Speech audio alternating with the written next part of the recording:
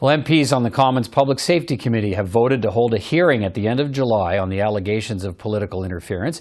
Let's follow up on those allegations with three members of Parliament. Greg Fergus is the Parliamentary Secretary to the Prime Minister.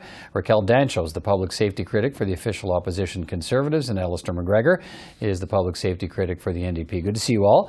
Mr. Fergus, the Prime Minister said today, quote, "We did not put any undue influence or pressure on the RCMP." And I think that's an interesting choice of words, no undue influence or pressure, which seems to suggest there was some form of interaction with the RCMP Commissioner, but that in the Prime Minister's view it was not undue pressure or influence. How should we interpret the Prime Minister's remarks today? You should interpret it very simply. The Prime Minister, of course, and the Minister of Public Safety at the time would have received regular updates from the Commissioner of the RCMP as part of her regular functions in a tragedy of this sort. We have to remember this is the largest mass casualty event that we've had in Canada. It was a tragedy for the people of Portapique, Nova Scotia, indeed for all Canadians. And as a result, of course, there were regular briefings that was provided for from time to time. But I think it's important that we stay on the facts. And the facts is that there is a very thick line between political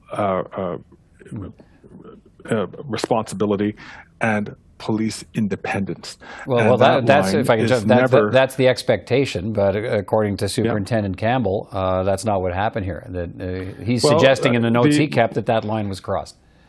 I think it's important. I can't comment on what happened at that meeting within the RCMP, but I certainly can comment on what has happened from what was involved from the standpoint from the Prime Minister, standpoint from the Minister of Public Security and their teams. There was no political interference. Okay, Raquel, there was no direction which was given. Okay, let me move to your colleagues. Your time is tight. So Raquel Dancho, how do you interpret the Prime Minister's denials today of any undue influence or pressure on the RCMP Commissioner?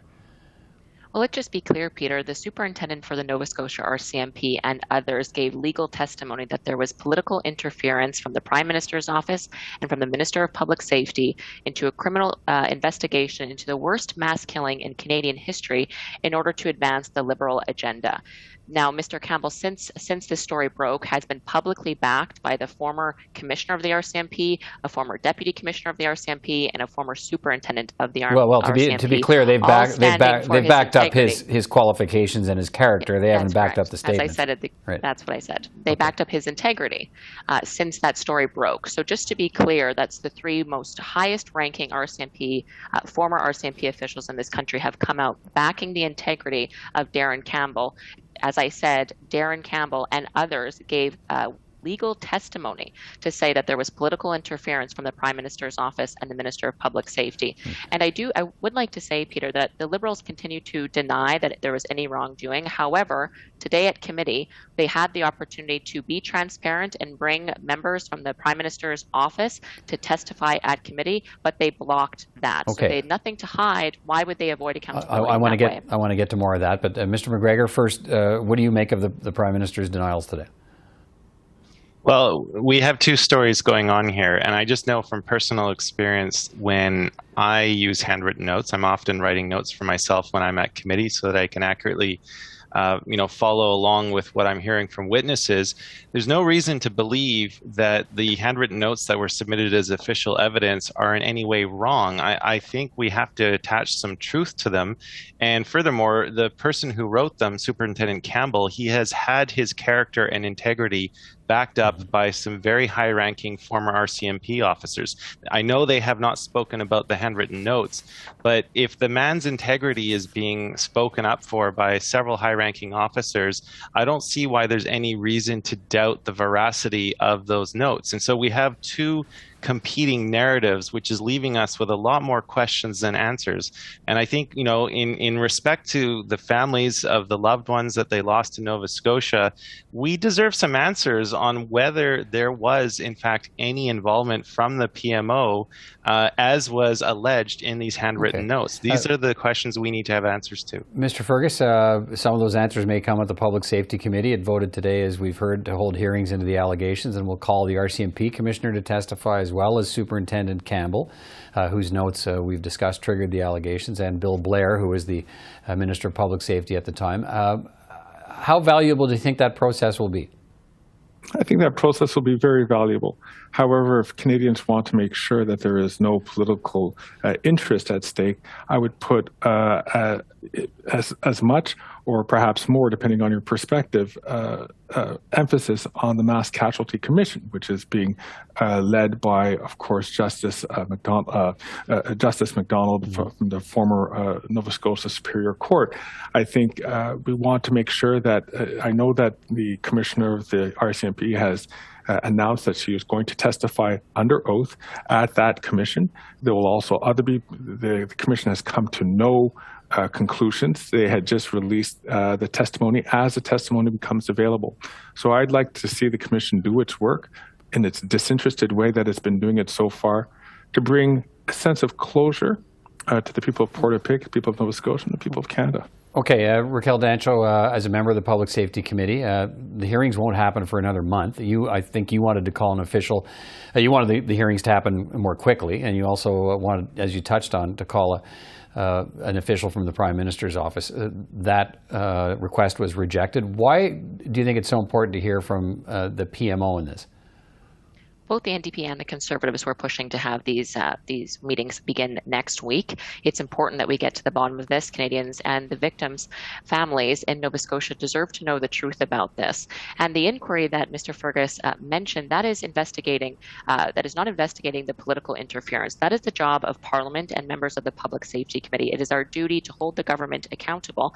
There has been extreme and shocking statements made that has come through the inquiry that we are now looking to investigate. It is our duty to do so. Unfortunately, because of the Liberal members of the committee, we will not be able to hear from members of the Prime Minister's office, despite them being mentioned by Mr. Campbell and by others from the Casualty Commission's reports. So again, it's roadblocks, it's fleeing transparency, it's avoiding accountability, it's denying and deflecting yet again from this Liberal government. It's what we saw with SNC-Lavalin, it's what we saw with the We Charity scandal. They have a pattern of doing this, Peter, but we will do everything we can as members of the opposition to hold them accountable and get answers for Canadians. Mr. MacGregor, do you believe that something's lost here by the hearings not happening for another month? And what questions will you be looking to have answered at those hearings? And again, why is there a month delay to hold them?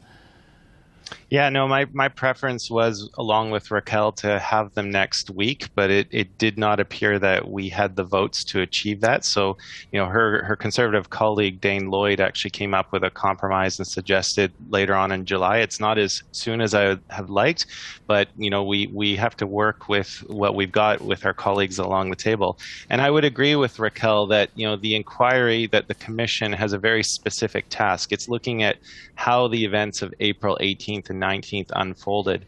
Our parliamentary committee is going to be very much interested in a phone call, a conference call that occurred over a week after that. And the allegations that the commissioner was trying to pressure the Nova Scotia RCMP to release information during an ongoing investigation that was in defense and would have helped along any proposed Liberal gun legislation. That's the political angle, and that's the role that members of the opposition have in holding the government to account. Mr. Fergus, given where this story is right now, the Prime Minister said today he's got confidence in the RCMP Commissioner, but should Canadians have confidence in the Commissioner while this story continues to unfold? I think they should have confidence until they have evidence to suggest otherwise.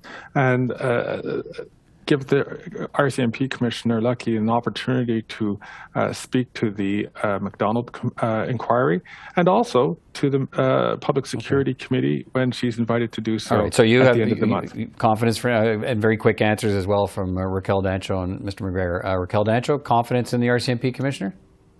We've already heard her statement, and you'll notice in her statement, Peter, she didn't address what was found in the witness testimony from Mr. Campbell and others, that there was political interference from the Prime Minister's office and from Minister Bill Blair. So the pressure is certainly high on Minister Blair, his officials. Again, we wish we could hear from the Prime Minister's office. Unfortunately, we don't have that option at this time. Right. But we have confidence in our ability to do the best that we can to get to the bottom of this. But if Liberal members of the committee continue to roadblock transparency, Peter, there's not a lot that we can do unless we have the vote. So I urge Mr. my MacGregor, NDP bloc colleagues Mr. MacGregor, to do you work have with us on that. confidence? Do you have confidence in the Commissioner?